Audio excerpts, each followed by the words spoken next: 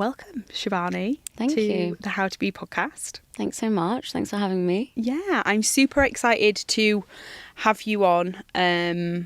Obviously, you're quite credible in the podcasting space and talking about kind of the topics that I like to inspire my audience by. And so I'm really excited to just get a really raw kind of version of your view on things. And I think the biggest thing for me is how you talk about conformity kind of holding us back and from being creative or from just being ourselves, to be honest. You know, this podcast is all about encouraging people to be themselves. As simple as that sounds, it's actually quite a powerful thing when you find your true voice. And I feel like there's an undercurrent message in everything that you do, pushing people to be themselves and to break societal boundaries. And so I'm really interested to dive deeper into that today. Amazing. Yeah.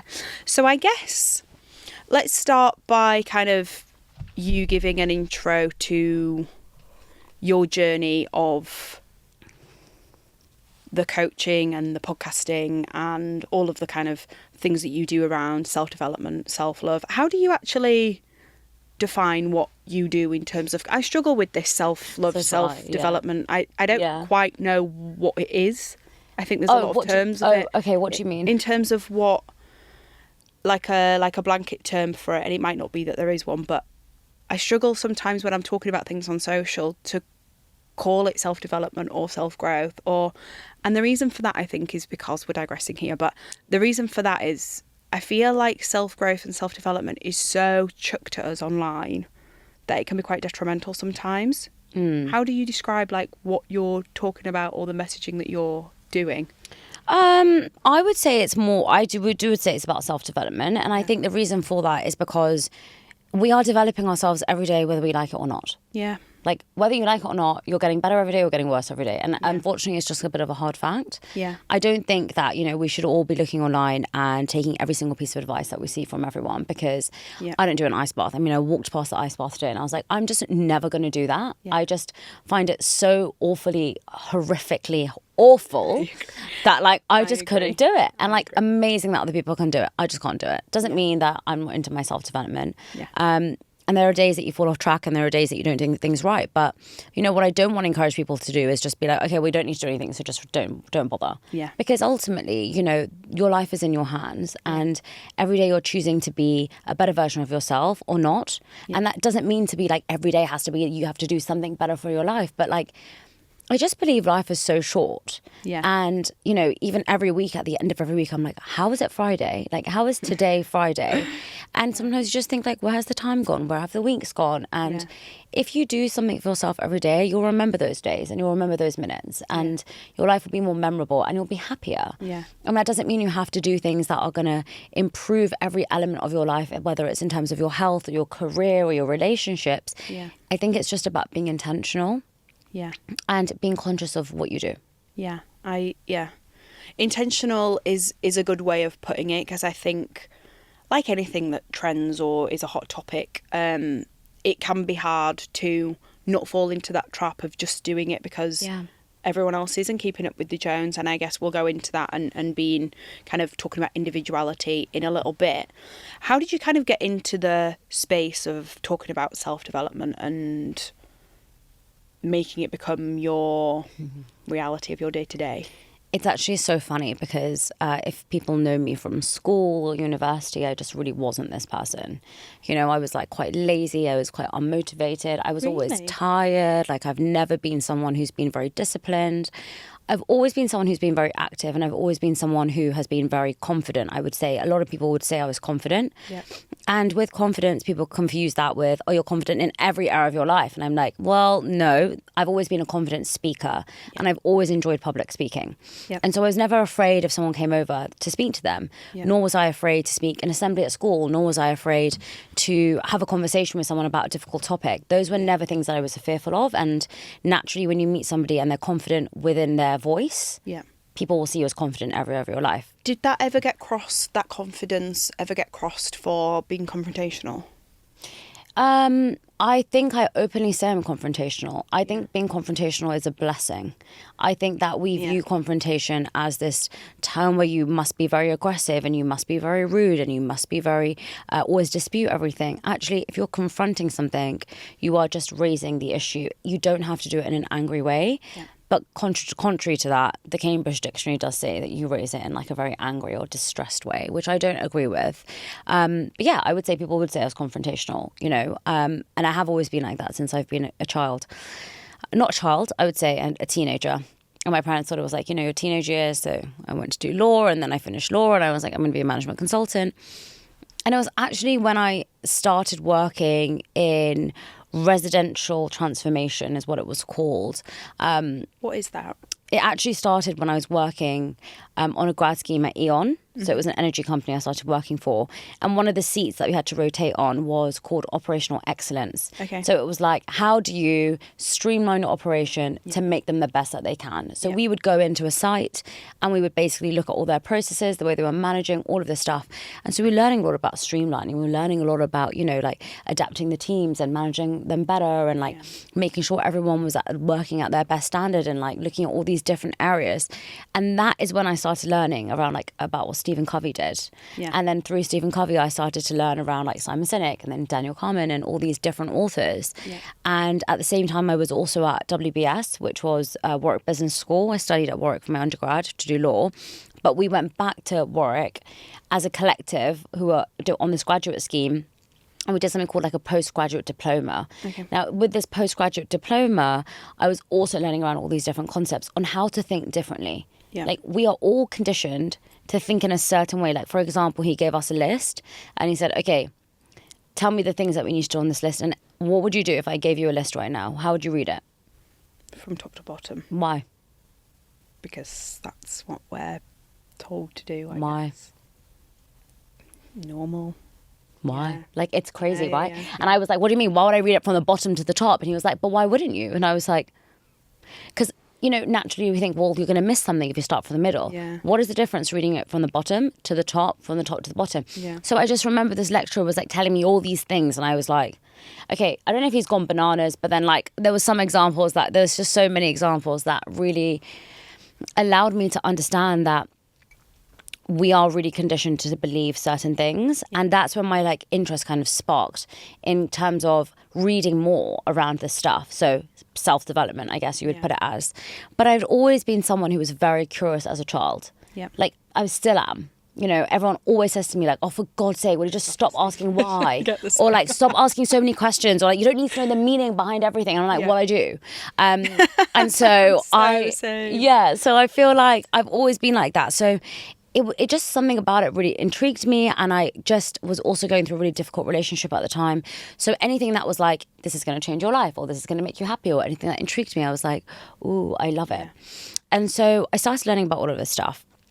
And then I guess online at the time, Jay Shetty was doing super, super well. He was like an Indian guy. He's still doing incredibly well. And, you know, I really love him. But he was doing so well. And there was people like Simon Sinek that were coming up about because his book had done really well. Tom Bilyeu Impact Theory was coming out, like doing really, really well. I knew of Tony Robbins, but I hadn't heard of him so much. So I was like researching into him and like Mel Robbins. Yeah. I just felt like it was like the time of the self-development gurus. Yes. And I was there for it. I like loved it. Yeah. And so I just absorbed everything they were doing. I would love reading my Warwick notes. I really loved reading at that time as well. And I just felt like it was a bit of an escape for me in terms of making myself feel better. You know, I was going to therapy for the first time. I would actually say it was like my self-development era of like figuring out what I wanted. And I think I became really obsessed with this idea of being the best and being like something. Mm-hmm. Because my whole life I just thought I wasn't. But if I'm honest, I was like, what am I going to be? So I still didn't know, but I was just like, I want to be better. I want to be better. Yeah. Sorry, you asked me why. Why did you not feel that you were your best self? It's not I didn't feel I was my best self. I thought that was myself. Okay. So this term, your best self, I think has been coined now. You're only going to know what your best self is if you feel that about yourself. Yeah. So now I attach value and worth to myself. I know when I'm not feeling my best self. Yeah. But for years and years, I just didn't think I was clever enough. I didn't think I was good enough. I didn't think I was going to ever achieve anything. So my best self was that. How did that impact your day to day? you know what? I wouldn't say it was like every day I'd wake up and I'd be like miserable. Yeah. But I do remember being so. I left university and all of my friends got graduate jobs in London. Yeah. And I got a graduate job with Eon. Now, Eon was based in Nottingham, and we had to do 4 different rotations on a grad scheme. And the first one I chose was Bedford, because Bedford was actually closer to my house. Now, when I say close, I took a 2-hour train there in the morning and a 2-hour train back in the evening. Like, it was 4 hours of traveling a day. It was insane. And I do remember just feeling really, really, really low during those 6 months. I think it was like a very hard time because all my friends were in central London. They were all meeting for lunch, and the Christmas lights would be on, and I would have to like travel all the way from Bedford to back home to get changed and then go into London. I just remember being like so exhausted during that time. And I remember I just didn't really make an effort at work. All my friends were nice things. I was like, there's no point. I'm like working in Bedford. Like, and there's nothing wrong with that. It was just like, I had no one to impress because it was like no other graduates were there. Yeah. So I was just working with people who were like 50 or 60 years old. Yeah. And I just felt like, oh, if I don't look nice, they're not going to care. But you know, when you're working with people your age, you're like, oh, this boy might fancy me. I mean, or like this girl might think I'm a weirdo. You know, I don't know. I was really young and I just remember feeling that way. Maybe that's a silly thing to say. But No, I don't think so. you know, I just remember in that moment being like, I can't believe like I'm really just so stupid. And like everyone's living the dream and I'm not. I always used to think that. I was like, everyone else is living the dream and I'm not. And then I remember also just feeling the same when I went into other rotations. And for my younger life, I always just thought that I was never going to be something by myself. And everything was attributed to my strengths, which were literally nothing. I was really told that my strengths were talking, and that was it. And it wasn't even like a strength. It was like that was a bad thing that I always did. Yeah. And so, you know, if your whole life you haven't been told you're good at anything, you're not going to believe that you are. Yeah. And you're not going to think that you have the capability. That's why when you said your best self, it's like if you go into a job and you think you're shit, you think you're shit. So you're not going to like push yourself. Well, some people do, I guess. But for me, I was like, there's no point even me pushing myself and killing myself because they all think I'm shit. So I'll just get by, you know? Yeah. And that was hard. I really, really struggled in that first 6 months, And then, so was this about the same time that you were reading the books or was this before that? That was before. The second rotation is when I was reading the books. And then the third and then the fourth, and that got really better. And then I moved to Nottingham. Yeah, nice. For 2 years, and that was really fun. I lived with like my best friend, and it was the best time. And I really did enjoy that time. Yeah. And also I was learning so much, and I was doing like my dream job, which was, you know, teaching people. I was then teaching people to do their job in a completely different way just by their thought process. Because at Warwick, I basically learned these principles and then implemented it in this model office team. So I was in charge of running a team. Yeah. And it was called a model office. So I was able to implement loads of different strategies and tools. And actually by giving people autonomy and respecting them and involving them in decisions, which is things that we don't do in corporate roles, their productivity went up like by crazy, and like we reduced their sickness rate, we increased their morale. Like it was amazing. And in turn, did that increase your I loved self-worth? I don't want to coin a term, but did that? Yes. Isn't it funny how I've learnt this by Faye, and I'm asking you this because we were talking earlier, and I was saying, you know, beauty, I was obsessed with having a career in beauty. I now don't have a career in beauty, but my career completely took a U-turn, and it's the best I've ever felt. But I'm really good at my job, and I feel like I add value every day. And actually, subconsciously, that catapults you into a totally different headspace without even realising it. For sure. And I think, you know, for me, actually, I'm like a sucker for thoughtfulness. Okay. Yes. Like I just really am. And it was when I was managing the team, I remember they were like, you're doing a great job. Like my manager would say that, and I'd kind of be like, yeah, whatever. But it was actually on like the week before I left, and the team had come together and they made me a scrapbook, and I still have it. Yeah. And when I read it, it makes me cry. Yeah. Like the messages in that scrapbook, one of them was like, I was going through one of the most depressing times of my life, and you helped me change that.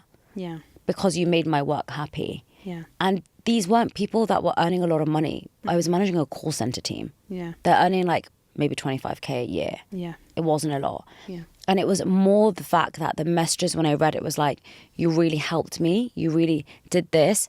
That was when I was like, shit, like, God, I actually helped someone like feel better about their day and changed like, a part of their life. And that was when I was like, oh, maybe I'm really good at this. And it was when other people started coming to me for advice. Yes. That's when it kind of switched at work. When someone would be like, can you come in and talk to us how you did this with the model office team? And I was like, what do you mean? I just learned what we did at Warwick and implemented it.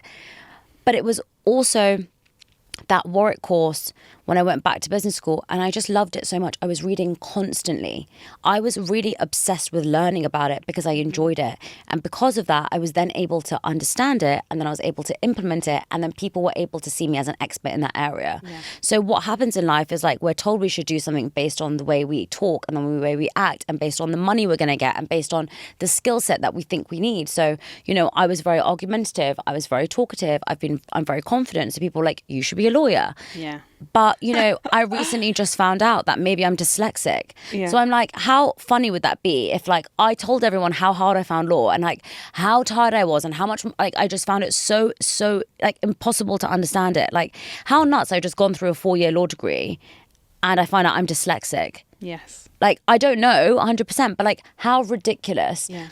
And, it just really frustrated me that I just felt like it was always due to my lack of effort. And I think like I was lazy. So I can't say that it wasn't. Like I was not a studious person. Yeah.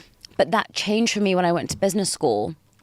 And that is what really showed me like what you learn can actually change your life if you enjoy it. Like you have to enjoy it. And so that is also when it changed my opinion of like, my lecturer would be like, you know this so well. And like, you're so good at it. And I was like, interesting. And then I would go back and implement it. And everyone would be like, how do you get this? Like, how are you doing it? And I was like, how are you not? I was like, I was like so confused. I was like, I don't understand. This is really simple to me. Yeah. And that's when I was like, oh, we all have our own strengths. So what's simple to you is not simple to me. Yeah. And what's simple to me is not simple to you. Yeah. That is our strength. Yeah. That's why we're all different. Isn't it funny how you find those penny drop moments though? Also, would you say that this is then feels like your purpose? For sure. And that's why it becomes so easy because it feels so natural because it's what you're meant to do. For sure. For sure. I How great is that? truly feel like the happiest person when someone says, this changed this in me. Yeah. Like I'll get tears in my eyes now thinking about some of the messages. Yeah. And, this is why I'm so passionate, because I sometimes feel that, look, I just want to say this. I am not like a self-help guru. I am not like an expert in anything. I have never said I am. I'll never say I will. Yeah. But I do think some of us have a way in which we communicate things that people can resonate with. Yeah. And I'm not saying I'm an expert. I'm not saying I'm anything. I'm just sharing my life experience. And I believe that the skill I have is to get people to open up. And because of that, that's why I believe that if people open up more and they're more vulnerable, then they're able to share their message with the world. Yeah. Then someone is able to learn from it. Yeah. And like, agree. I believe that not everyone has such a strong voice. And I want to be the voice for people who are afraid to speak up, who are in situations where they can't speak up, who are scared to ask even a question, who are scared to even challenge people on a certain thing. Because I just truly believe that like we all have a right within our lives to make our own choices. Yeah. And unfortunately, some people don't. Yeah. And I want to change that. Is part of your messaging to encourage people to find the confidence or the strength to speak up, or no? I think it's a little naive for me to expect everyone to speak up, because you can't. And, there are so many situations in my life where I can't speak up, which I can't talk about. Yeah. So I know that because I still feel that restriction in some areas of my life. Yeah. What I will say, though, is that you don't have to be the voice. Someone else can be. Yeah. And so if you're struggling with something and someone else has spoken about it and you can't speak about it, then listening to their story is going to give you hope. Yeah. Listening to their story is going to give you some inspiration on how you can change. Yeah. Listening to their story is going to give you some resources or support. Yeah. It's going to make you feel heard. Yeah. And that's what I want to do. Yeah. I think it's really important. I have struggled with a lot of the messaging on social about self-help, because anyone can go on there and speak about it, but you actually make a really good point in that there's no harm in sharing life experience of growth if it helps someone to relate to your story, to then of course allow them to feel connected, which I think is the powerful thing. What was your reservation, I guess? Why did you think that? I am someone, I take things very black or white. I have no colour, I have no rainbow palette in my head. And so I take things very literally. And so I kind of always have, looking back. But when I got into self-development, I was like, I have to do this and I have to do this and I have to do this. So I think everyone, again, it sounds so simple, but you actually have to think about how everyone receives all of this messaging, because I think it can be taken the wrong way. Literally. In that it's super literally. And then, for example, I was putting so much pressure on myself to be, I think there's a big thing about perfect, like pressure to be perfect. And I think that's come with the influencer space and the social media space and a lot of different conversations online. But I think people can take it quite literally to a point where they become so obsessed with, or maybe and speaking quite vulnerably, just desperate to be better, or desperate to have a purpose, or desperate to feel good or fit in, or whatever it is that you feel is missing. And I think it's that. I think it can put a lot of pressure on an individual to try and change things in their life, if that makes any sense at all. And so I guess, what's the alternative? I think you said something really interesting, and I said it before, but you said something really interesting about it being connective and it being relatable, rather than, there is still a lot of people out there that are, you need to do this, and it's almost like the fitness space, like James Smith, just completely ripping the fitness space apart because it's bullshit. I almost feel like a bit like self-development can be like that online, if you're listening to the wrong source. Yeah, I've never felt like that. I've never felt anyone said, like, you should do this. That's why I'm, like, quite puzzled. But I think, I understand where you're coming from. And I think some people can feel like, if I don't do this, then I don't care about myself, and I don't care that this. I'm like, I'm just like, nah, it's my own path. Let's talk about the Millennial Mind and where that came from. And I guess I have a bit of a theory on, where a generation that are invested in self-development, because we're a generation of firsts. Yes. In terms of social media, in terms of career, how women are growing and becoming stronger and more vocal and more present. And so let's talk about your experience of that and why you came to build Millennial Minds as kind of a platform and a podcast. The podcast started because I asked to shadow my auntie, Rashma Sajani, when I went to New York for a holiday.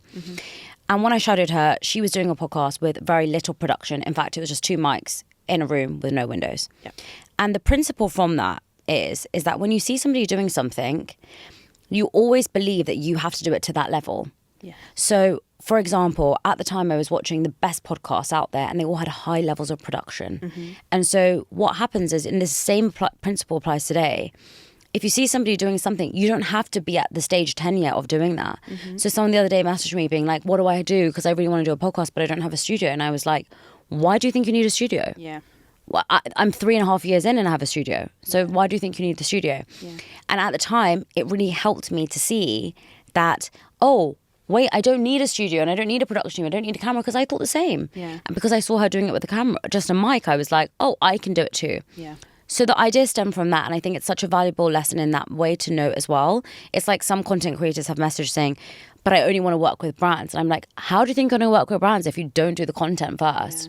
So it's all about like the starting point, and I was also blind to that too. So I started doing the podcast just before the lockdown. I recorded 2 episodes and then I sat on them, and I just like didn't release them because I was so embarrassed. And it's so funny because at the time, now I'm like, how stupid was I? But there's still so many things I haven't done now. You know, I have never clipped my TED Talk, and I have not released one reel. I never announced that my TED Talk was out. I never announced on TikTok that I've done it because I'm so flipping embarrassed. Why? I don't know. I can't watch it. And I actually think it was really good. By the way. Yeah, I actually think it was quite good. It's amazing. You'll see the picture on my Instagram. There is not one clip on my Instagram. There is not one clip on my TikTok. There's not one short made from that. I'm so embarrassed. And the other day I was like, why? And I don't know.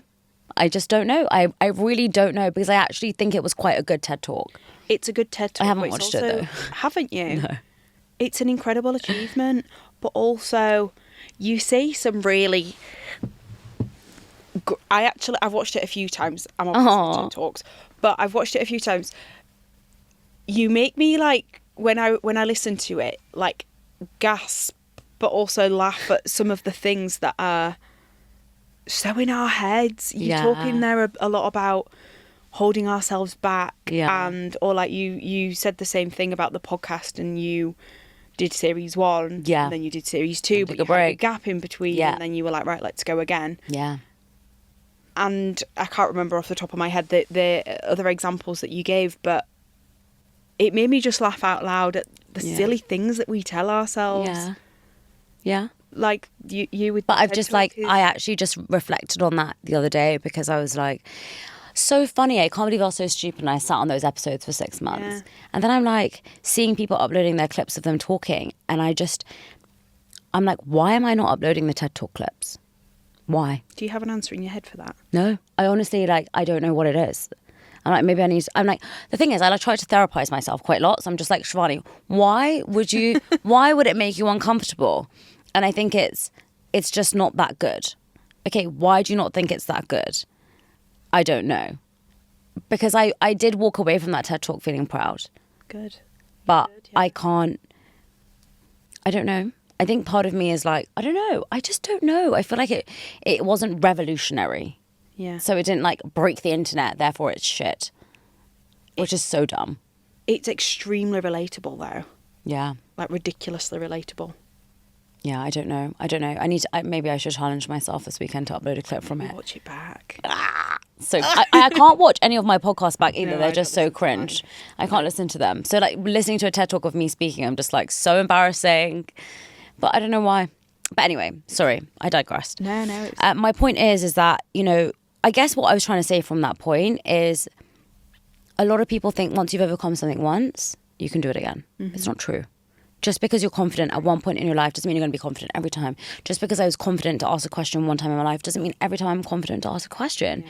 You know, there's so many moments in my life where I'm like, why did I do that? And I'm like, I don't know.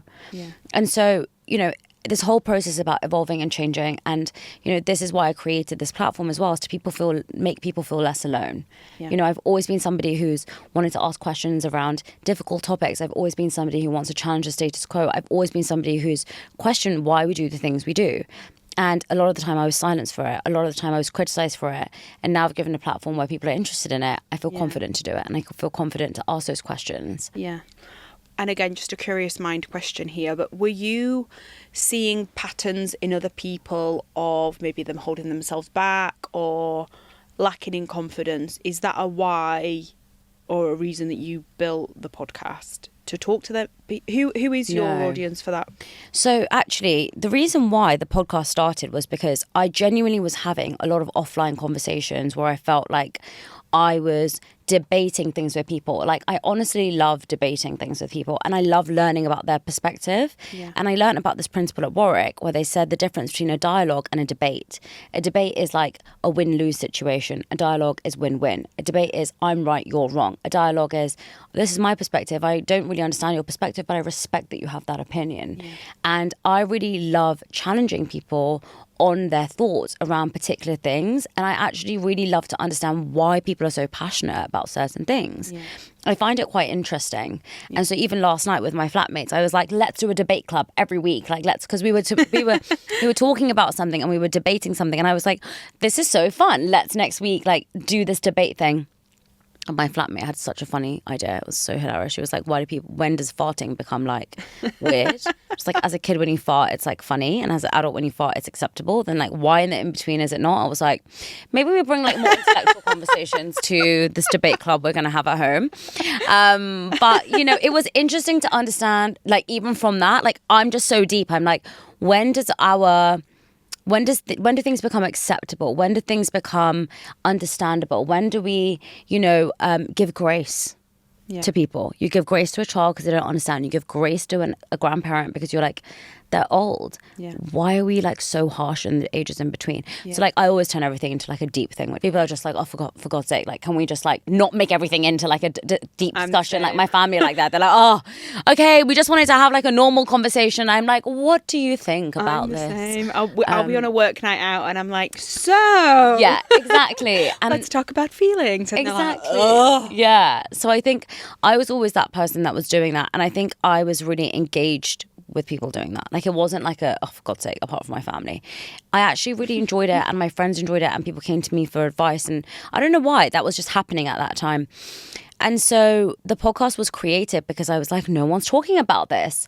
Why are people not speaking about this? Why is this not happening, you know? And it's just evolved from that. It's really just evolved from having those hard conversations and asking hard-hitting questions. Yeah. You talk a lot about healthy mindset and mindset. What is a healthy mindset to you? How do you define that? What do you define as healthy? What do you define as healthy? I wouldn't actually say I talk about a healthy mindset a lot. I talk about having a headspace in which you're not completely crowded by others' opinions. A healthy mindset, by the way, is like a very generic term, I feel. And I feel that, like you said, it's very dependent on each person. I've never actually referred to it as that. I just think like, how do I be happy? And what's going to make me happy? And for me, honestly, it's freedom. Freedom of my own thoughts, freedom of people not telling me what to do, freedom of people not telling me how I should be, freedom of people not contacting me every minute. Like I really don't like constant communication. And like people find that weird, but like I don't like people like from me, and I've been like this for a long time. Like when I lived with my best friend in Nottingham, she would just ask me a simple question of like, when are you coming home tonight? And I was like, why are you asking me that? Like I'm free here. Like you can't ask me that. Same. And like my parents like since I've moved out, and I know this is like gonna sound mean, but like I have just like loved it so much because I'm free. Yeah. And I love that so much. I just don't like people calling me. I don't like people messaging me their daily life. Like I'm just not that person. Have you ever felt siloed because of that? No. No. Love your honesty. But the thing is like, you know, you have certain friendship groups where they share like everything with each other. Yes. I don't have that. No, I don't. And none of my friends are like that. So like, I wouldn't say we're like clingy to each other. Yeah. I don't speak to like one friend every single day. Yeah. If any of my friends need me, I will drop everything for them in a heartbeat and go. Like they know that. But we don't see each other all the time. Yeah. They don't call me all the time. The only person I speak to every day is my fiance, which I just find honestly so uncomfortable to say. I'm always like my partner. Today I was like, I'm just going to refer to you as my boyfriend. He was like, that is so rude. You can't say that. And I was just like, fine, I'll say partner. But like, he's the only person I speak to multiple times a day. And actually, weirdly, I'm okay with that. But like, if my mum calls me more than 3 times a day, I'm just like, yes, what is it? What do you want? Like, it's too much for me. Yeah. But no, I don't feel siloed. Why have you always been like that in terms of? Yeah. Yeah.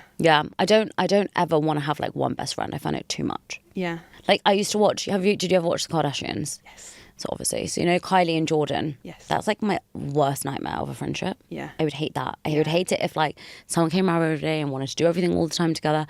I genuinely, and people find this really strange, is like I quite like to be alone. I really do enjoy it. Yeah. I do. Like, I like my own space. I like my own time. I like to do things like where I don't have to chat all the time. Mm-hmm. And also, like, I actually don't like being in situations where it's very social, where it's like 20, like, I would say 8 people or more, I'm disconnected. No. When it's like 8 people or more, I'm disconnected. Yeah, but like 8 people who sit in a round circle and you all have a conversation, amazing. You have like deep conversations. But when you're networking with like 10 people or more in a room and you're just chit-chatting, I find it difficult.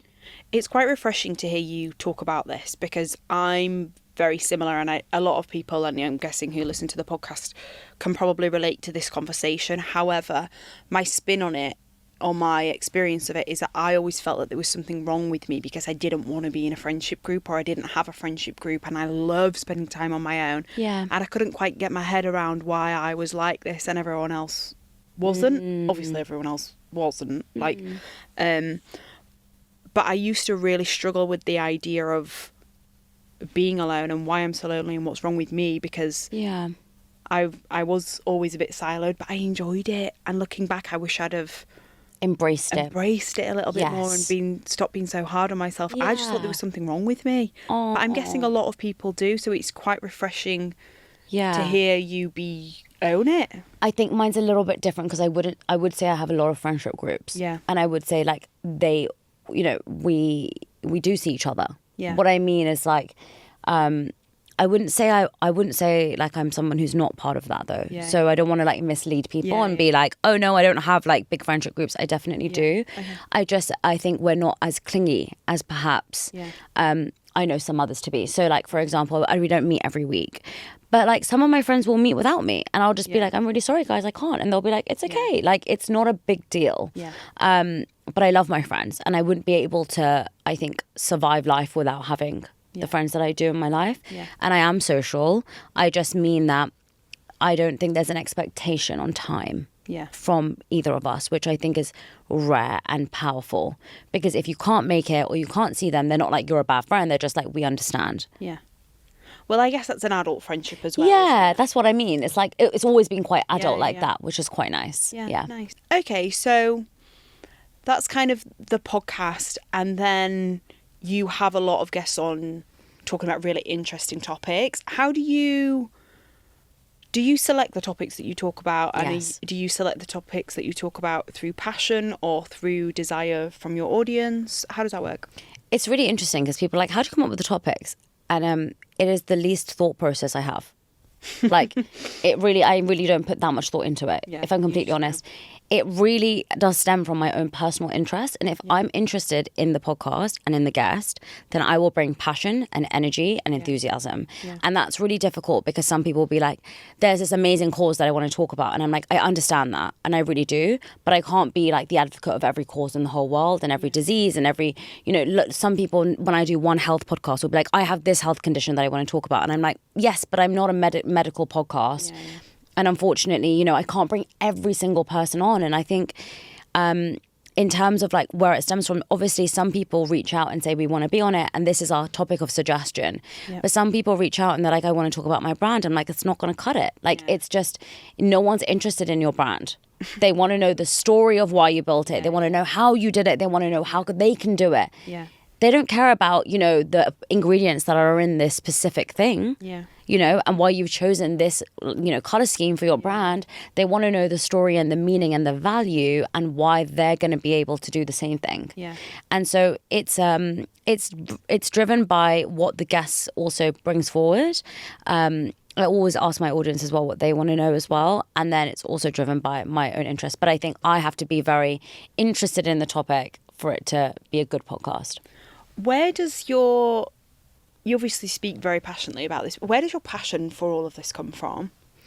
For what? You just come alive when you talk about, I haven't met you today, but I can tell how passionate you are about it and you have an incredible smile on your face and it obviously means a lot to you. Where has that come from, or what is the passion actually? Is it the speaking? Is it the platform? Is it the messaging? Is it the conversation? It's the feeling. Maybe all of, Okay. It's the feeling. There is really, this is what it is. All of us have something within us that nobody else has. Every single person on this planet has something within you that nobody else has. Mm-hmm. And for so long, I just didn't believe it about myself. And there's so many days where I still don't. Yeah. And I just believe that if you can influence somebody to make them feel happier or make them feel better or to shine an element of themselves, and you can change that negative belief that they think about themselves, how amazing is that? Because you don't know what they're going to go on to do. So for example, with when I'm doing the speaker stuff, I love it because I love seeing people smiling and like happy and like taking away the change. But with the coaching, some of the stuff I do, and I'm not a life coach, and I've never said I have these credentials and I have that credentials. I just help people to really look at things from a holistic perspective. Yeah. And, I do a lot of stuff around goal setting and a lot of stuff around productivity and performance. But the other day I just helped somebody to double their income with their tutoring business. And, she just said the best feeling was, it's been 1 month. We've only had 4 sessions. And at the start of it, I was like, you're going to charge this much. And she was like, I can't do that. And I was like, why not? We went through it all. And then last week, she was just like, you know what? I'm actually just going to completely change the price. I'm going to do this. And I was like looking at her and she was just like, I can do it though. Yeah. And it was like, how from 4 hours of me speaking to you, have you completely switched your mindset of your self-worth? Yeah. And I think self-worth is like the core of everything. I just want people to have self-worth because we all should have that. And like your whole life can change. Your relationships will change. The amount of money you have will change. The way you carry yourself will change. Your happiness will change. And like, who is it to tell you that you're not good enough? Like, why do we listen to those voices? Yeah. And we all have people in our lives who feel threatened by that. And so they'll tell you you're not good enough. Oh, well, you didn't hit this standard, so you're not clever enough. Oh, well, you didn't get this job, so you're stupid. Oh, well, you don't live in this area. Oh, you don't live in a big enough house. Who are you to define my worth? And like, I think the whole thing around everything I want to do is just to push people to encourage themselves to know that they are worthy of the life that they want, because they can have it. How have you spoke there about questions and people questioning other people. Isn't it funny also how we do that? Let's just point that out, because like judgment is crazy. But how have you overcome people having judgment on you? Because that seems, I don't know if it's a driver for you or if you use it as a driver. But how have you overcome judgment, I guess, or people having opinions?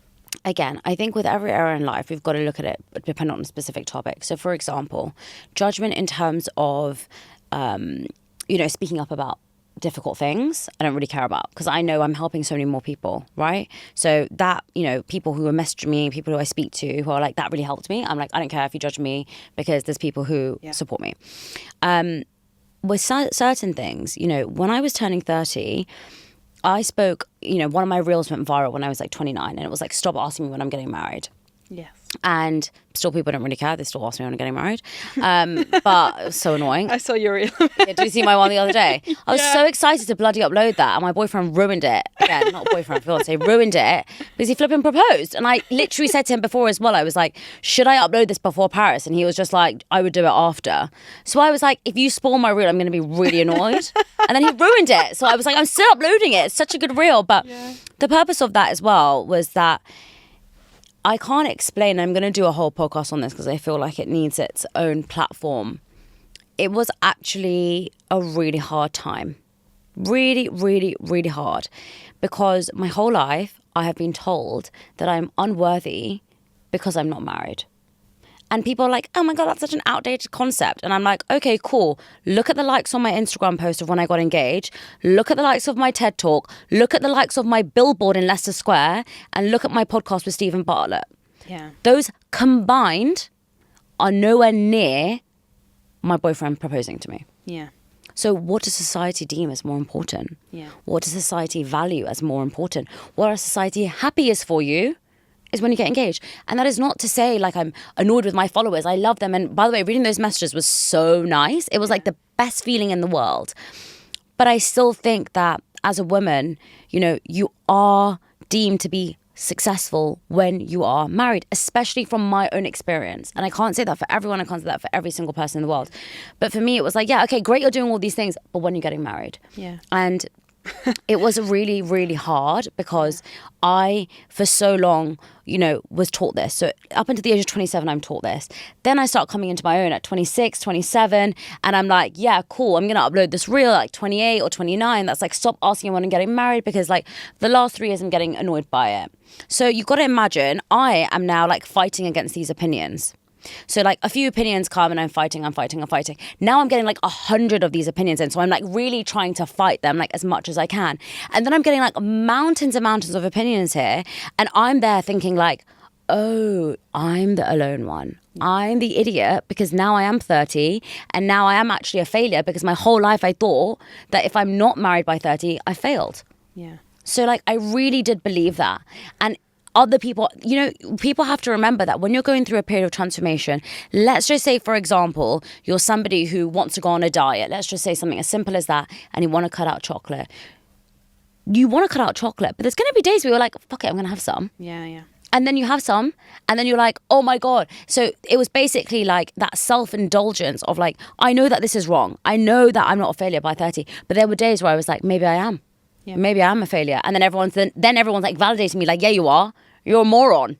So then it was like really, really hard during that period, I think last year, where I was like, oh my God, like now I feel like I do believe this and like, no, I don't believe this. And it was like a confusing time. It was very, very difficult in terms of that element of judgment. But I always just had to remind myself that, you know, I have to remember I'm on this journey of like changing my thought process. Yeah. This wasn't what I was taught. So you're going to find it hard. Some days you are going to give into the comments. Some days you are going to take those things literally. Take it, move on the next day. Like, allow yourself to feel like a failure for a day and then you'll realize how stupid you are and you're not a failure and then you go back. You do have to think of the journey, don't you? And I think it takes a long time. I think that's so undervalued. And I started digging into me and who I was and self-development probably about 7 years ago. And sometimes it's only now that I'm like, this is why I did that all that time ago. And it's you know, some things drop a lot quicker, but it is all a process. And I also think once I was having this conversation with my friend the other day actually, because she rang me about something and advice, and I said to her, there is no end goal. Like this, it sounds extremely deep, but it's life and it continues. And a bit like you said, the self-development thing, it's something that you do and put in the work every day, whether it's a small thing that you do in the morning or whether it's an hour something you do in the evening. It's all relevant and it's all part of a growth journey, but you don't know where you're gonna go other than trying to be better than yesterday. And the goalposts will always change. Yeah, like you will never be like, you know what, I got this guest, like in terms of what I do, and be like, yeah, that's enough. You're always going to be like, I want to do better, I want to do better. Yeah. And also there's a level of contentment with that. You know, I actually do really feel very content. Yeah, that's good. Very weirdly, like, and I'm nowhere near where I want to go, but I am always really happy with where I want to go. And actually, I feel like I want to push myself so much, but I am happy along the way. It's not like I'm deeply unhappy. And I do feel like last year or the year before, I can't even remember now. The years are so blurred for me. I'm like, I don't know what's going on. Really, honestly, time has gone so quickly. I'm like, was it last year? Was it the year before? Yeah. I felt like I wasn't content. And I think that now I've really learned to understand that you really, really have to enjoy every moment of what you do because it's so special. Yeah. It's so, so special. All these small things. Like, I honestly can't believe sometimes that I get to do certain things. And I just really, really practice gratitude journaling a lot. Yeah. And I say it all the time. And there's some days I wake up and I'm just like, I'm not grateful for anything. And then I'm like, all right, cool. You're not? Okay, cool. Go enjoy your day. Yeah. And just tell me one, like in my head, I say this to myself. It's like, I honestly really do therapize myself. It's like the other day I woke up and I was just like, I'm just not grateful for anything. I'm not writing anything down. I was like, cool, don't. Then I was on the train. On the train, I got a seat. And when I was on the seat, there was this old lady and I smiled at her and she smiled at me. And I was like, that was cute. Yeah. And I was like, that was nice. And then I was like, okay, that was nice. Yeah. And then I walked and there was this like lovely Be Kind poster on TFL and it was like, this all colourful heart. And I was like, that's nice. And I was like, oh, that was nice. And then I walked on Oxford Street and for some reason it wasn't raining. And I was like, oh my God, it's not raining. And then because it poured down after. Then I went to get a blow dry done and I was like, that was nice. And then I left the blow dry and it was pouring with rain. But then I had a bag to cover my head and I was like, haha, that's funny. And I just like, whenever I'm having days like that in the morning, I just make sure throughout the day, I just don't say what I'm grateful for. I just say, what is nice? Yeah. Like, what is like a nice thing? Because niceness can turn into gratitude. Yeah. Yeah, I agree. You mentioned there about not being content a year or 2 years ago to now being content. What changed? Yeah. Well, I was very new into doing this. You know, I had my job and I was like always wanting to be doing better and doing better. This is going to sound a bit weird. I believe everything will come in its right time. Mm-hmm. And I really do believe that. I can't actually tell you how many things that I'm like, that is just nuts. It's fate. And I just think that, what is the point of me worrying? I know it's going to be all right. And I just tell myself you that. know it though, do you? You do know it. It's going to be fine. Yeah. Like, you can't say, like, I'm just not going to do any work and everything's going to work out. Yeah. I know I'm working hard. I know I love what I do. It's all going to happen in the right time. It's alignment, I guess, isn't it? I'm just not going to stress anymore. Like, it's all going to happen for me. But that's what I mean. You don't... In its own time. It's a trust, but yes, you don't... That's what I mean by you don't know it's going to happen. You don't know what you don't know. Of course. Because until... I feel like I can relate to that. I'm in a similar space now where I feel that all elements of my life are pretty on a level playing, which feels... I've never been in this situation before and it feels good. That's so nice. And I feel like I'm in the right place at the right time. And a bit like you, I'm like, God, this is cool. Like, I'm enjoying this, you know? But until you get to that point, prior to that, it's really hard to believe and trust. Does that make any sense? For sure. And I think it's hard to keep going. That's the slog, you know? That's the trench that you've got to get through to get to the other side. Yeah. And it is actually as simple as that. Yeah, I think so. Yeah. I think you're so right. I think it's like, you know, I also don't feel like everything's in alignment, but I just feel myself saying, like, every other day, at minimum, like, God, I'm so lucky. Yeah. I constantly say this to myself, like, God, I'm so lucky. Oh my God, I'm so lucky. I'm so lucky. I just do really feel that. And so now I'm just, and obviously sometimes I'm like, oh, I wish I could do that. Oh, I wish I could do that. And I'm just like, it will happen in its own time. Yeah. Like, it will happen one day. If you keep going, you know, it's gonna still happen for you. Yeah. So I just try not to, but also I'm on a good mood today, so you're gonna get the best, like, motivational version of me. There's some days when I'm just like, oh my God, this is disaster and I hate my life, but today But I it's feel a reality, positive. isn't it? You can't... You change every day. Yeah.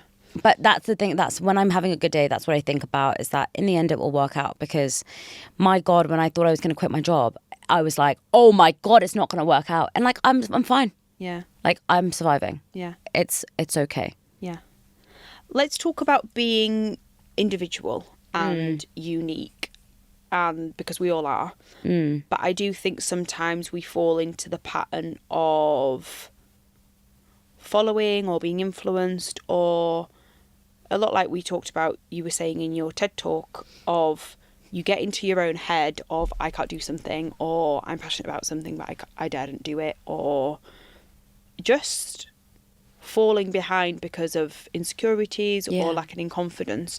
How do you be individual? Which sounds like a really silly question, but actually I feel like the answer will be really beneficial to people listening to this. What does being individual mean? Like, who are you? What do you like? What do you do? Yeah. What do you enjoy? Yeah. Who do you want to be? Mm-hmm. That's a really important question to ask. Yeah. Who do you want to be? But it's also, if that answer confuses you, if that question, confuses you, you don't need to know the answer right now. Let's do a role play. Okay. So why would that question confuse you? Who do you want to be?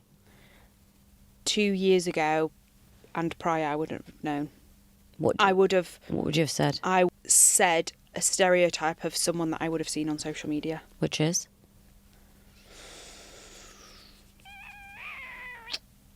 Know what my purpose is. Be doing something with that purpose, which I guess is real, but I probably wouldn't have felt it at the time.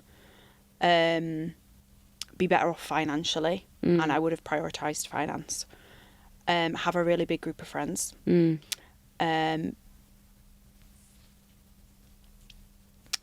I would have been, speaking really candidly and honestly, I would have valued probably material things. I wouldn't have said what I am now, which is I love to stay at home. I would have pretended I wanted to be out and about all the time and be at the hottest places and the hottest restaurants. I actually don't really care for any of that. I like it and I like to have a nice balance. But my answer then and my answer now would be two very different things. But that's what's interesting. It's like, who do you want to be? It's not describing your life. It's like, who are you? What are your values? It's interesting that like when you ask that question, people will think about what like what you just described as like friends, restaurants. I didn't ask who the social media life would be. No, I know. And it's actually like that's the problem that we think. And I actually like did this podcast, and when you asked me to introduce myself, what did I say? Like, I'm a podcast host. Why am I talking about my career? Yeah. Why am I not like, who am I? Yeah. Like, who is Shivani? But that's what I mean. 2 years ago, I would have been all of those superficial things. Yes. Which is now I know my values because I've got to where I am, and a lot of that has come with confidence, which has played a massive role in my life. But I think it's like really understanding, like, who do I want to be? Like, what do I want? What do I want to stand for? What do I care about? Yeah. And it's really hard, that question. But I often think that when you write it down and you'll just say, like, I want to be successful. Okay, well, why do you want to be successful? Because I want everyone to know I'm successful. Why do I want everyone to know I'm successful?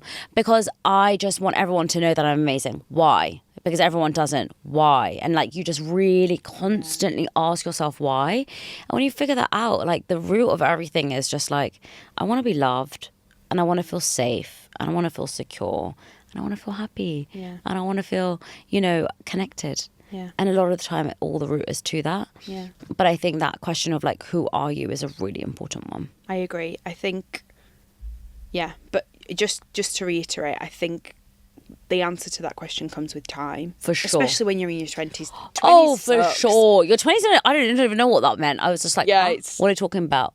And you'll have to go over it millions of times, for sure. And it changes also. Exactly. But I think like that's a good starting point to figure it out. Like, what is it? Because your immediate answer will actually tell you a lot about yourself. How would you answer that question? I always look at it from a perspective of like, who do I want people to say I am if they were talking about me to someone else or when I die? And I always want people to say that I really helped them to find something within them that they didn't know about, or like say something that, like, she really helped me to stand up for myself, or like she really helped me to find strength, or, Shivani was always so kind to me. I always want people to say that because I think that when you talk about someone who's really kind or someone that has really inspired you, you'll just automatically like feel this with strength within you. And that's why I'm so thankful to so many people in my life, because I feel like they've given me so much strength. And that feeling is like inspiring someone. And when you feel inspired by someone, I actually think there's no feeling that can top it. I think it's the best feeling in the world. I think it's like being in love. Like, being in love is like the best feeling in the world. For me, feeling inspired is like the best feeling in the world. I love it. Who are you inspired by? Oh my God, the list just goes on. But I actually, when people say this, I take inspiration from very small things. So like, I had someone on the podcast the other day, and they were telling me how their only purpose in life was, the parents just thought like, you won't get a job and you'll just get married. And she was just like, I just wanted to go to university and I wanted to study. And I was like, oh my God, you just did that. She was like, yep, I just did it. And then she was talking about how the fact that when she became a GP, she was somebody who was just like, do you know what? I'm just like going to go on TV even though my parents hate it. And she was just, the confidence she had within herself inspired me so much, and it brought tears to my eyes. And anyone who comes on the podcast, or any person I meet in the world, if they inspire me, I'll just naturally get very teary. And you can take inspiration from the smallest of things, like a conversation with someone, like having coffee, that can inspire you. And I think that is the most amazing thing about it, is that we always think inspiration has to come from like a big self-help guru or from a book, but actually you can just be inspired by someone like walking their dog and be like so in awe of the way that they're not listening to their headphones or they're not talking on the phone, they're just being. And that's so nice. I agree. Let's move on to goals. You have the performance planner. I have a weird relationship with goals, but let's talk about your version of goals and why you find them beneficial implementing them into your life. I believe that in order to get somewhere in life, you need to have a plan on how you're going to do it. Otherwise, you're free sailing. So if you're not specific and you're not intentional, how are you meant to measure where you're going and where you want to go? So I believe that anyone can create a life where they are doing what they love, they are making the amount of money that they want, they are going to do the things that they never believed that they could do, they're enhancing their relationships if they have clearly defined goals. Because you know what you want, and now you've created a system on how you're going to get it. And I say that because I was someone who was in a horrible relationship. I was somebody who really was not financially free. I just want to say I'm also not financially free, because I think money is something that you'll never be content with unless you're like making a lot. But I was somebody who wasn't in the position that I am now. And my God, this is why I say I'm so grateful. Like, if you told me I'd be doing this 3 years ago, I would be like, no flipping way. Like, I still wake up being like, what a dream. What a dream. I say it all the time. And there is nothing special about me. There is literally nothing special about me. I just think I know how to set goals correctly and I know how to achieve them. How do you set goals correctly? Oh, well, we need a whole nother hour workshop on that. But, you know, you really need to have a very, very clear vision on who you are and where you want to go. If you don't have a clear vision on that, you'll never set them correctly because you're aligning your goals to someone else's vision and purpose or what society wants you to be or what you think you should be, and your motivation will go. Yes. So, you know, it's all about breaking them down. It's all about being really intentional about who you want to be. And then through that, you'll be able to say, okay, well, this is the big picture goal. This is how I'm going to break it down. This is how I'm going to monitor. This is how I'm going to measure. This is how I'm going to reflect. This is going to be how I reiterate. You know, and I think it's all that process. Translate that into goals for the podcast, for example. Okay. So what was your goal, or what is your goal with the podcast? I want to be the #1 health and wellness podcast in the world. Okay. How do you work backwards from that? It depends on if that's your only goal, and it's not. Okay. So my goal is to be that. I wouldn't say it's my ultimate goal, though. That isn't my ultimate goal. I have other ultimate goals that are probably more of a priority for me. And actually, I say #1. I would be okay with #3 or #5. I would be fine with that. But I'm like, okay, well, we'll just aim for #1. But I would be fine with that. You know, I would be okay with that because my ultimate goal isn't to be the #1 podcast host in the world. My ultimate goals are other things. Like? I don't share those. Okay. I think that the reason why I don't share it is because... The reason I'm asking is... how do you work back from the certain things? I can explain that. I want people listening to this to feel inspired to then be able to implement your mindset and approach and learnings towards goals to then be able to go and put it into their own. So I think, again, it's like, who do you want to be? So, okay, in 10 years' time, what's your dream? Okay, your dream is like, what's your dream? If you want to share, I can do it with you now. What's my dream in 10 years? It's probably... See, I'm very varied because I feel like I've got 3 different strands to my life. And my strands are talent, YouTube, and the podcast. Okay, so let's just say podcast. What would be your dream in 10 years? I don't have ambitions to be like a world-leading podcast. I just want to build a big enough community to make a difference and help people feel heard and connected. What's big enough? Honestly, I don't know. Yeah. If I'm being completely honest. So I think that would be like figuring that out first, is like what's big enough, because when I was younger, I just always wanted to get 10K. I was like, when I get 10K on Instagram, I'll be the happiest person in the world. And then I got 10K and I was like, okay, cool, now what? And then you get 50K and you're just like, when I get 100K, I'm going to be the most... Now I'm like, I don't even think I'm going to feel that when I get 1 million. Yeah. Like, it's just not going to happen because... Do you care about the numbers? No, but what I'm saying is that if the objective is to create a community big enough, then you are dependent on numbers, because that is a numbers-based game. Yeah. So it's being really specific. And also, when people say they don't care about the numbers, I think that this is also rubbish. Yes, I do care about the numbers, because I care about how many people I'm impacting and how many how many lives I'm changing. When people say if I just change more than one person's life, that's fine. Of course, you want to get to changing like millions of lives. Like, how amazing is it to change one person's life? Yeah. But how amazing is it to change 100 people's lives? How amazing is it to change 1,000 people's lives? How amazing is it to share 1 million people's lives? Yeah. So when people say like, I don't care about the numbers, I think we've made this kind of like society where it's like, it's cool not to care. Yeah. And it's not cool to care. It's actually cool to care, because you care about the message you're spreading. What's not cool is if you do it based on things that are like trends and you don't stick to your values. Yeah. That isn't cool. But should you care about the numbers? Yeah, you should, because the amount of numbers you have is the amount of lives you're infecting. Yeah. Like, that is literally it. Like, the amount of lives that you could be helping. Yeah. So yeah, I do care. I definitely do care. Do I value myself on the numbers and think, oh, I'm rubbish? No. Yeah. And like, that's why I'm not like pedantic about like, you know, the amount of downloads and all of that stuff. Mm-hmm. But isn't it amazing when I see like 50,000 downloads, I'm just like, wow, that's so cool. Like, yeah, and I agree. But the reason I said I responded in such a way is because I used to want 10k or want so many thousand downloads or want subscribers or whatever, and I do check the numbers, and it as long as it's going in an upward trajectory, I'm not too bothered about the scale of it, because I'm not in any. I've learned this about myself. I'm very slow paced, and as long as things are in the right direction, I'm not too bothered about the pace. Exactly.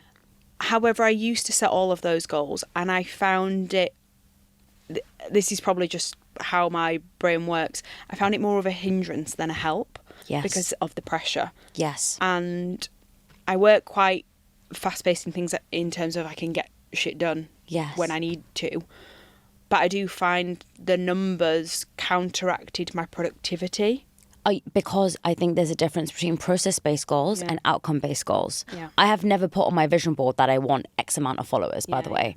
I did for 10k, but like I never wrote, I want to hit 10k goals. It was just a conscious belief. I'm not even going to say it was subconscious. It was just like I knew I wanted 10k. But I've never written down, I want X amount of followers. It's just never been written down. I will write, I would like to grow TikTok, Instagram, YouTube. I do write that. There is a difference between process-based goals and outcome-based goals. Process-based is like, I'm going to upload 3 times a week, every week on LinkedIn, YouTube, TikTok, YouTube Shorts, Instagram. That is a process-based goal. The outcome-based goal is, I need to get 10k by this day. I have to get 100k by this day. How do you bloody know? You don't. So an outcome-based goal is relevant for certain things in your life, but for things like numbers and money, I would never recommend outcome-based goals. An outcome-based goal is like, I want to do this podcast in a studio and I want to record 20 episodes. Okay, great. You can do that because you can schedule it, you can time it. Process-based goal is very similar to that. Put the effort in. Figure out the systems, figure out the process, figure out the detail you need to do to hit the target you want, because your goal is to impact more lives. Your goal isn't to impact this number of lives. My goal is to build a community that's going to impact more people. Therefore, I need to grow my social media channels. Therefore, I need to make sure that this is a process-based goal that I'm sticking to every single week. And I love doing this 3 times a week because I know that it's going to help my ultimate purpose, which is X. That's the difference with goal setting. And so many of us think like a goal setting should be a very specific amount of numbers. It's not true. Some should be process, some should be outcome.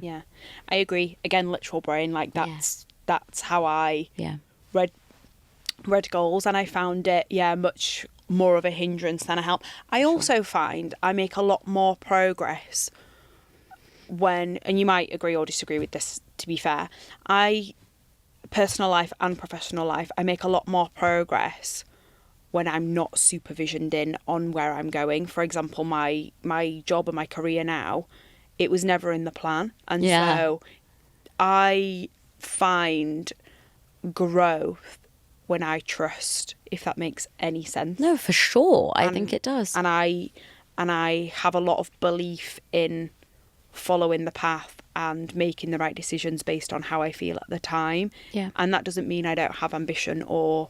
Not at all. Or go, it's just intuition, some things, and there's less pressure also when you're like, I have to do this. But I think that came a lot with confidence, which we've spoken briefly about, but also just trusting myself and knowing myself very well, that I know I'm going to make the best decisions for me. And so it's been a journey, and I'm talking openly about it because I feel like there'll be people listening that also feel the same thing in terms of there are a lot of pressures that come with being on the journey or going somewhere, Definitely. But yeah, I hear you on the goals. On the performance planner, talk to us a little bit about that. The performance planner was something I created. It's so funny when people are like, oh, so who's your publisher? I'm like, well, I just created this journal myself. I don't even know what publisher, I didn't even know what a publisher was at the time. I was just like, I really think that this is missing in the world because there's so many journals out there, there's so many diaries out there, so many planners out there, and now literally everyone in the self-development space has a journal, and I'm like, hello, I did mine like 3 years ago, everyone. Please remember that. Before everyone had it. I wanted to create something that was a 2-in-1 product, which was your planner and your journal all in one, because you need to make sure you're planning your day and you need to make sure you're journaling every day and reflecting every day. And there's questions in there that are not in any other planners out there, which is, what are you most proud of today? Yeah. You know, what did you do well? What did you enjoy? So there's got a habit tracker in there. It's got, you know, time blocking. It's got prioritization. It's got so many things in there. And it takes less than 7 minutes to fill out. And it truly impacts your mood and your day. And it really allows you to track your progress in the last 3 months. So I really honestly love the product so much. It's just, I really don't really talk about it very much. No, I know, It's but crazy. you should, because it's another amazing. thing, I just don't talk about that or my TED Talk. So those are two things I need to really reel in now. Yeah, but no, I hear you, and I think it's also a great product, and you are right, it asks unique questions. I think, yeah, we don't need to go into it in this episode, but journaling is transformational. Yeah, powerful. It really is. And the planner actually helped me to realise that I should quit my job. Really? Because I was asking myself every day, what did I do well or enjoy? And it was nothing to do with my corporate job. Mm-hmm. And that self-awareness was like, what are you doing with your life? Yeah. You know, and I think it's that self-awareness that it gave me to give me the confidence to be like, well, you're proud of that every day. You're good at it every day. And you can do it. It's just a time to connect with you, which I think is quite a unique experience when you're talking about life in general. Yeah. It's good. For sure. To close every podcast episode, I ask guests for tips on encouraging people how to be themselves. So I guess what would your top 3 tips be for people to embrace who they are? First one is you need to spend time alone. And that can be really uncomfortable, but even if it's something as simple as go for a walk, just spend some time alone and don't listen to a podcast and don't listen to music and just spend time with you. Mm-hmm. Do you ever find silence strange? And I'm asking this because sometimes I'm like, God, there's no music. It's awkward. And then I'm like, Chloe, turn the phone off, turn the podcast off, turn the whatever off. Yeah. Because it's not normal to feel uncomfortable in silence. Yeah, silence is weird, but you know what is so lovely is when you go for a walk in the park or like a walk in London, there's always busyness. And so like there's not so much silence. It's just like silence of your brain. Yes. And that can be uncomfortable. Yep. So that'll be my first one. The second one, I think, would be to really start to notice things that make you happy. Yes. Like what actually makes you feel really happy and makes you feel really like giggly. Like yesterday, for example, I was starting my period and I was like, I didn't know what it was, but I was like, my tummy hurt. So I basically sat with my head on the floor and my legs, like, it would be like my leg was here and then my legs were all up here. And my flatmate was like, what are you doing? And I was like, oh, I just want to sit like this. And then she was like, okay. And I was like, why do I feel comfortable to sit like that? And I was just like, because it's fun and I'm being silly and I'm being weird. I don't care. And I was like, I'm being really weird right now. And I was literally like leaning like this, like, I know I'm being weird, but I just want to be. And she was like, you do you. And I was like, okay. And it was just like doing something silly like that I was like, it was just nice and freeing. It's kind of like the Friends episode where Rachel runs. Phoebe runs. Did you watch Friends? No. Oh my God, no. Okay, there's this Friends episode where Phoebe is going for a run and she runs with like her hands like this. And Rachel is just like a very like running. And she's like, why are you doing that? And she's like, well, it's freeing. And she's like, but all these people are staring at you. She's like, who cares? I'm never going to see them again. Yeah. And it's just this like lovely feeling when Rachel just does it. And she's just like, wow, it's just like you can be free. Yeah. So that would be my second thing. And then the third thing would be to actually recognize when you've held yourself back. And said like, oh, I'm not going to say that. Or like, oh, I'm not going to do that. Or, oh, I'm not going to act like that. Or, oh, I'm not going to wear that. Or, oh, I'm just not going to, put myself forward for that. Why? Mm-hmm. Question yourself. The best advice I could ever say to anyone is like therapize yourself.